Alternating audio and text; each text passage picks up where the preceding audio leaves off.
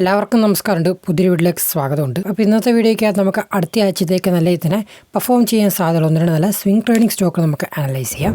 അപ്പോൾ കഴിഞ്ഞ ആഴ്ച ബാങ്ക് നിഫ്റ്റിയുടെ ഒരു മൊമെൻറ്റം നോക്കിക്കഴിഞ്ഞേക്കണം. നല്ലൊരു ക്രൂഷ്യലായിട്ടുള്ള റിവേഴ്സൽ നമുക്ക് ലാസ്റ്റ് ടൈമിൽ കാണാൻ സാധിച്ചിട്ടുണ്ട്. ഞാനിവിടെ ഉപയോഗിക്കുന്ന SMC പ്രകാരമുള്ള സ്ട്രാറ്റജിയാണ്. അപ്പോൾ അതിനുപയോഗിച്ചാണ് ഞാൻ സ്റ്റോക്കുകൾ കാര്യമൊക്കെ അനലൈസ് ചെയ്യുന്നത്. അതുപോലെ സ്റ്റോക്ക് സ്ക്രീൻ ചെയ്ത് ഉപയോഗിക്കുന്ന സ്ക്രീൻ ഡോട്ടിനാണ്. അപ്പോൾ നിങ്ങൾക്ക് ബാങ്ക് നിഫ്റ്റിയുടെ ഒരു ലാസ്റ്റ് 4 hour ക്യാൻഡിലാണ് ഇപ്പോൾ ഞാൻ പ്ലോട്ട് ചെയ്തേക്കുന്നത്. 4 hour ക്യാൻഡിലേക്ക് നോക്കിക്കഴിഞ്ഞേക്കണം. ലാസ്റ്റായിട്ടൊരു ഡിമാൻഡ് ഏരിയ ഇവിടെയായിട്ട് നമുക്ക് വന്നിട്ടുണ്ട്. അപ്പോൾ ഈ ഡിമാൻഡ് ഏരിയ ടാപ്പ് ചെയ്തതിന് ശേഷം നല്ലൊരു റിവേഴ്സൽ നമുക്ക് ലാസ്റ്റ് ഫോം ചെയ്ത 1-2 പിൻ ബാസ് ക്യാൻഡിൽസ് നമുക്ക് കാണാൻ സാധിക്കുന്നുണ്ട്.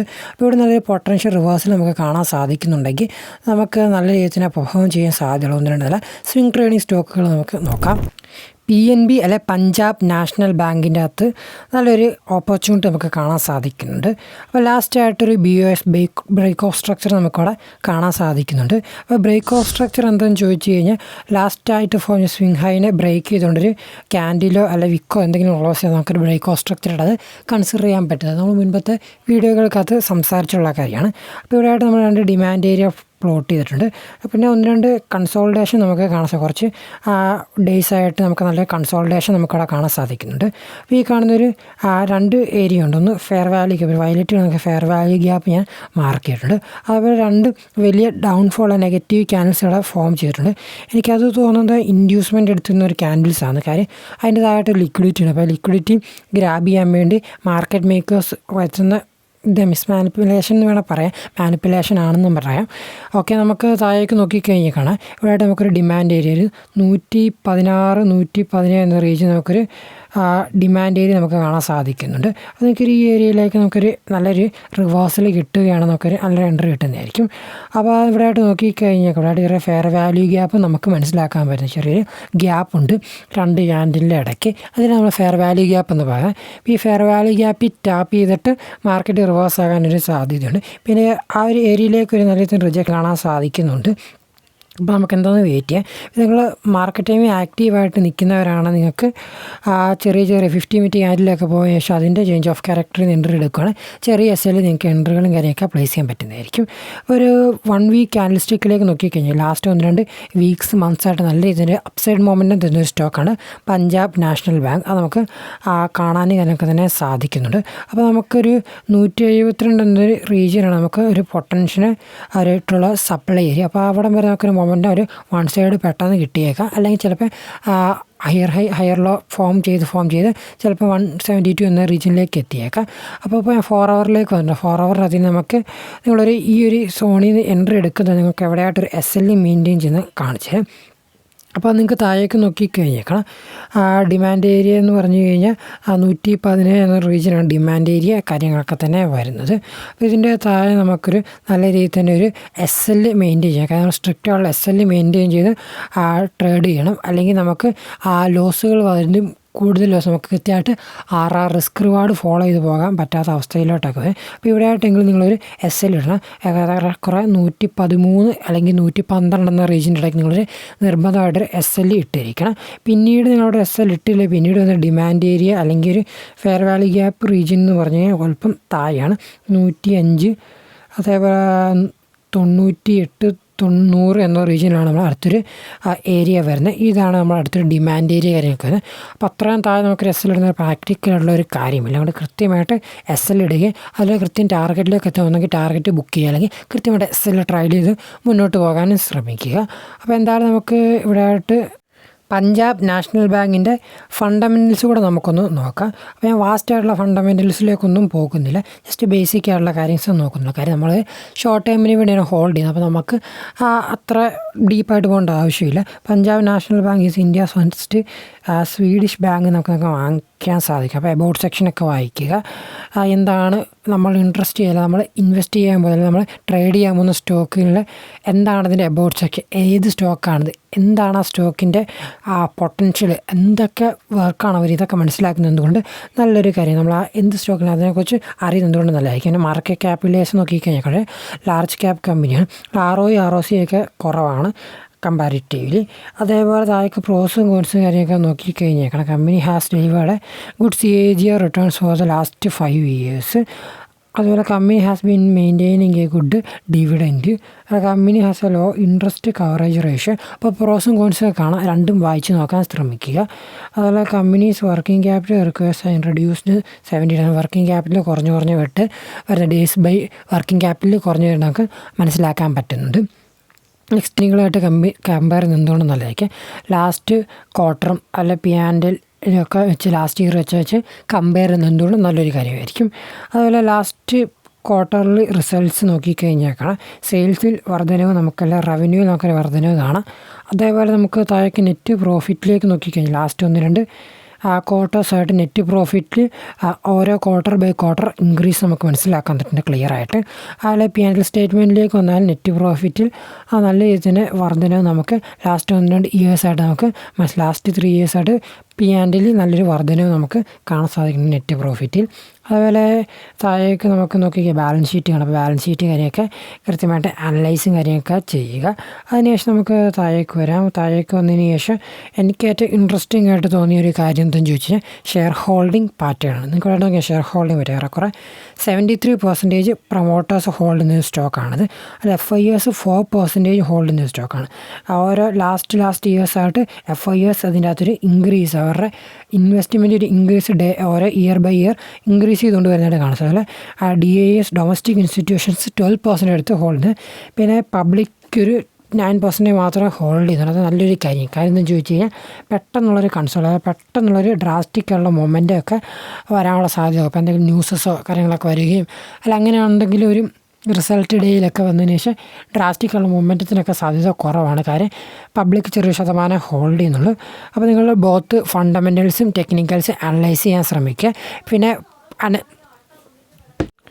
ഫണ്ടമെൻ്റൽസിലേക്ക് നോക്കിക്കഴിഞ്ഞാൽ പ്രിറ്റി ഗുഡൊന്നും പറയാൻ സാധിക്കില്ല, ബട്ട് കുഴപ്പമില്ല, ആവറേജ് ഒരു ഫണ്ടമെൻ്റൽസാണ്. ബട്ട് ടെക്നിക്കലി നോക്കുമ്പോൾ നല്ല ഡിമാൻഡ് ഏരിയ നല്ല രീതിയിൽ റിവേഴ്സൽ കാര്യമൊക്കെ വരികയാണെങ്കിൽ നമുക്ക് അത്യാവശ്യം പൊട്ടൻഷ്യലൊക്കെ കാണാൻ സാധിക്കും. നെക്സ്റ്റ് സ്റ്റോക്കാണ് ഇന്ത്യ ഹോട്ടൽസ്. ഇപ്പോൾ ഇന്ത്യ ഹോട്ടൽസ് നമ്മൾ മുൻപ് ഡിസ്കസ് ചെയ്തൊരു സ്റ്റോക്കാണ്. നമ്മൾ ലാസ്റ്റ് വീഡിയോയിലാണ് കുറച്ച് വീഡിയോകൾക്ക് നമ്മൾ ഇന്ത്യ ഹോട്ടൽസ് ഡിസ്കസ് ചെയ്തതാണ്. അത് നിങ്ങൾക്ക് നോക്കിക്കഴിഞ്ഞേക്കണം ഏറെക്കുറെ ഈ ഒരു പോയിൻ്റ് വന്നിട്ട് നല്ലൊരു ഡിമാൻഡ് കാണാൻ സാധിക്കും. അതേപോലെ കൃത്യമായിട്ട് അവിടെ വന്നിട്ട് നല്ലൊരു മൊമെൻറ്റം കാണാൻ സാധിച്ചിട്ടുണ്ട്. അതിനുശേഷം വീണ്ടും ഒരു BOS break of structure last form ചെയ്തേക്കുന്ന ഹൈനെ ബ്രേക്ക് ചെയ്തിട്ട് ബ്രേക്ക് ഓഫ് സ്ട്രക്ചർ കിട്ടിയിട്ടുണ്ട്. അപ്പോൾ നമുക്കിവിടെ ആയിട്ട് ഡിമാൻഡ് ഏരിയ ഞാൻ പ്ലോട്ട് ചെയ്യാം. 1 hour ക്യാൻഡിൽ സ്റ്റിക്കിനകത്താണ് ഡിമാൻഡ് ഏരിയ പ്ലോട്ട് ചെയ്തേക്കുന്നത്. അപ്പോൾ നമുക്കിനി ഈ ഒരു ഏരിയയിലേക്ക് നമ്മൾ മാർക്ക് ചെയ്തേക്കുന്ന ഈ ഒരു ഏരിയയിലേക്ക് വരികയാണെങ്കിൽ നല്ലൊരു പൊട്ടൻഷ്യലോടെ റിവേഴ്സൽ എന്ന രീതി അത്യാവശ്യം സ്ട്രെങ്ത് ഉള്ള ക്യാൻഡിലോടെ ഈ ഒരു സോണിലേക്ക് വരികയാണെങ്കിൽ നമുക്ക് നല്ലൊരു റിവേഴ്സൽ പോയിൻ്റ് ആയിരിക്കും. അവിടെ നിങ്ങൾക്കൊരു എൻട്രി കിട്ടുകയാണെങ്കിൽ എടുക്കുക നല്ലതായിരിക്കും. പിന്നെ നിങ്ങൾക്ക് 50 മിനിറ്റ് മാർക്കറ്റ് ടൈം ആക്റ്റീവ് ആയിട്ടെങ്കിൽ 50 മിനിറ്റ് ക്യാൻഡിൽസിലേക്ക് വന്ന ശേഷം അതിൻ്റെ ചേഞ്ച് ഓഫ് ക്യാരക്ടർ ഡിമാൻഡ് ഏരിയയിൽ എടുക്കുകയാണെങ്കിൽ നമുക്ക് നല്ലതായിരിക്കും. നമുക്ക് അത്യാവശ്യം ചെറിയ SLൊക്കെ കിട്ടാൻ സാധ്യത കാര്യങ്ങളൊക്കെ ഉണ്ട്. അപ്പോൾ ഇന്ത്യ ഹോട്ടൽസ് നമ്മൾ മുൻപ് പറഞ്ഞ സ്റ്റോക്കാണ്. ഒന്ന് നമ്മളിതിൻ്റെ ഫണ്ടമെൻ്റൽസ് കാര്യമൊക്കെ അനലൈസ് ചെയ്തിട്ടുണ്ടായിരുന്നു. പിന്നെ നമുക്കിതിൻ്റെ ഒരു പൊട്ടൻഷ്യൽ മൊമെൻറ്റം എത്ര വരെ ഉണ്ടെന്ന് ചോദിച്ചാൽ ലാസ്റ്റായിട്ട് ഫോൺ സപ്ലൈ ചെയ്യുന്നത് 580 സംതിങ് അങ്ങനെ കൊണ്ടാണ്. പിന്നീട് നമുക്കൊരു 620 വരെ നമുക്കൊരു മൊമെൻറ്റം പ്രതീക്ഷിക്കാം. അത് ഗ്രാജുവലി ആയിരിക്കും, ഹയർ ലോ ഫോം ചെയ്തായിരിക്കും. അപ്പോൾ നമ്മൾ കുറച്ച് നാൾ വെയിറ്റ് ചെയ്യേണ്ടതായിട്ട് വരും. ഒരു അത്ര 620 വരെ ഹോൾഡ് ചെയ്യണമെങ്കിൽ. അടുത്ത സ്റ്റോക്കാണ് ഫോക്കസ് ലൈറ്റ്സ്. ഫോക്കസ് ലൈറ്റ്സ് അത്യാവശ്യം നിങ്ങൾ നോക്കിക്കഴിഞ്ഞേക്കണം ലാസ്റ്റ് 1-2 വീക്സ് ഡേയ്സൊക്കെ നോക്കിക്കഴിഞ്ഞാൽ കൺസോൾട്ടേഷൻ ഫേസ് ചെയ്യുന്ന സ്റ്റോക്കാണ്. അപ്പോൾ ഇതിൻ്റെ ഒരു ഡിമാൻഡ് ഏരിയ നമ്മളിവിടെ ആയിട്ട് പ്ലോട്ട് ചെയ്തിട്ടുണ്ട്. അപ്പോൾ ഇവിടെ ആയിട്ട് നമുക്ക് ലാസ്റ്റായിട്ട് ഫോം ചെയ്തേക്കുന്ന ഒരു BOS ബ്രേക്ക് ഓഫ് സ്ട്രക്ചർ എന്ന് പറയുന്നത് ഈ കാണുന്ന വിക്കാണ്. ഈ കാണുന്ന വിക്കിൽ നിന്ന് നമുക്ക് നോക്കി അത്യാവശ്യം നല്ല സ്ട്രെങ്ത് ഉള്ളൊരു ക്യാൻഡിൽ വെച്ച് BOS ബ്രേക്ക് ഓഫ് സ്ട്രക്ചർ നന്നായിട്ട് നമുക്ക് മനസ്സിലാക്കാൻ സാധിക്കുന്നുണ്ട്. അതിനുശേഷം പിന്നീടൊരു കൺസോൾട്ടേഷനാണ് നമുക്ക് മനസ്സിലാക്കിയത്. അല്ലെങ്കിൽ പിന്നെ ഒരു കൺസോൾട്ടേഷനാണ് മാർക്കറ്റിലുണ്ടായത്. അതിനുശേഷം പതിയെ ഡിമാൻഡ് ഏരിയയിലേക്ക് വരുന്നുണ്ട്. ഈ ഡിമാൻഡ് ഏരിയ ടാപ്പ് ചെയ്യുമ്പോൾ പിന്നീടൊരു മൊമെൻറ്റം വരാൻ സാധ്യതയുണ്ട്. പിന്നെ 1-2 കൺസോൾട്ടേഷൻ കാണാം. ചിലപ്പോൾ ഇത് മാർക്കറ്റ് മേക്കേഴ്സ് ഉണ്ടാക്കുന്ന കൺസോൾട്ടേഷൻ ആയിരിക്കും. കാര്യം ഇതിൻ്റെ ഇടയിലായിട്ട് ലിക്വിഡിറ്റി ഉണ്ട്, ലിക്വിഡിറ്റി പൂളുണ്ട്. അപ്പോൾ ഈ ലിക്വിഡിറ്റി ഗ്രാബ് ചെയ്യാൻ വേണ്ടി ഉണ്ടാക്കുന്ന ഒരു കൺസോൾട്ടേഷനിൽ ഉണ്ടാക്കുന്നൊരു ഡൗൺഫോൾ ആകാൻ സാധ്യതയുണ്ട്. എന്തായാലും നമുക്ക് ഈ ഡിമാൻഡ് ഏരിയ വാച്ച് ഔട്ട് ചെയ്യാം. ആ ഡിമാൻഡ് ഏരിയയിൽ നിന്ന് എങ്ങനെ റിയാക്ട് ചെയ്യുന്നു, അത്യാവശ്യം നല്ല സ്ട്രെങ്ത് ഉള്ള ക്യാൻഡിലോട് റിയാക്ട് ചെയ്യുന്നുണ്ട്. അത്യാവശ്യം നിങ്ങൾക്ക് ഡിമാൻഡ് ഏരിയ നല്ല രീതിയിലൊരു മൊമെൻറ്റത്തോടെ കിട്ടുന്നുണ്ടെങ്കിൽ നിങ്ങൾക്ക് അവിടെ എൻട്രി എടുക്കാം. അത് ലാസ്റ്റായിട്ട് ഇവിടെ ഒരു അഗ്രസീവ് മൊമെൻറ്റ് നമുക്ക് കാണാൻ സാധിക്കണം. അതുകൊണ്ട് ഈ ഡിമാൻഡ് ഏരിയ ടാപ്പ് ചെയ്തിട്ടുള്ള ഒരു അഗ്രസീവ് മൊമെൻറ്റ് ചിലപ്പോൾ സാധിക്കും, അല്ലെങ്കിൽ ഗ്രാജുവലി ഹയർ ലോ വെച്ച് പോകാനുള്ള സാധ്യതയാണ് കാണുന്നത്. കൂടുതൽ ഹയർ ലോ ആണ്. കാരണം ഗ്രാജുവലി പോകുകയാണ് എന്തുകൊണ്ടും നല്ലത്. ജസ്റ്റ് ടാപ്പിൻ ചെയ്തുകൊണ്ട് ആ റോക്കറ്റ് പോലെ പറക്കുന്നതൊക്കെ നമുക്ക് പറയാം. ബട്ട് സ്വിംഗ് ട്രേഡിങ്ങിനകത്ത് നമുക്കത് മുകളിലോട്ട് പോയാൽ താഴോട്ട് ഇറങ്ങാനും സാധ്യതയുണ്ട്. അത് കൃത്യമായിട്ട് SL മെയിൻറ്റെയിൻ ചെയ്യുക. അപ്പോൾ ഇതിൻ്റെ SL എന്ന് പറയുന്നത് ഈ കാണുന്ന താഴെ ഒരു 130 എന്ന റീജിയനൊക്കെയാണ് ഇതിൻ്റെ SL വരുന്നത്. അപ്പോൾ കൃത്യമായിട്ട് SL മെയിൻറ്റെയിൻ ചെയ്യാൻ ശ്രമിക്കുക. കൃത്യമായിട്ട് നോക്കിയാൽ 130 അല്ല 139, 35 എന്ന റീജിയൻ ആ ഒരു ഏരിയയിലേക്ക് നിങ്ങൾ SL കൃത്യമായിട്ട് മെയിൻറ്റെയിൻ ചെയ്യുക.